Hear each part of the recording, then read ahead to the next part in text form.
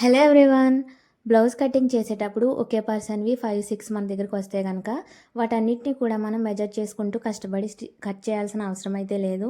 So వాటిలో ఒక బ్లౌజ్ని మనం పర్ఫెక్ట్గా ఈ విధంగా కట్ చేసుకుని దాన్ని బట్టి మిగతా లైనింగ్ పీసెస్ అన్నిటిని కూడా ఈ విధంగా కట్ చేసేసుకోవచ్చు.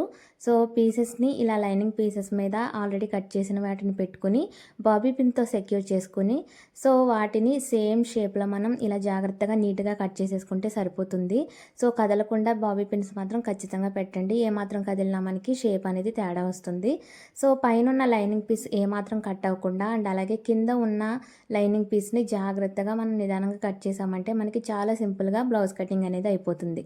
సో ఒకేసారి ఇలా 5, 6 వచ్చినప్పుడు ఇలా సింపుల్గా చేశారంటే మీకు బ్లౌజెస్ అన్నీ కూడా మనం ఈజీగా కట్ చేసేసుకోవచ్చు. పదే పదే మెజర్ చేసుకోవాల్సిన అవసరం అనేది ఉండదు.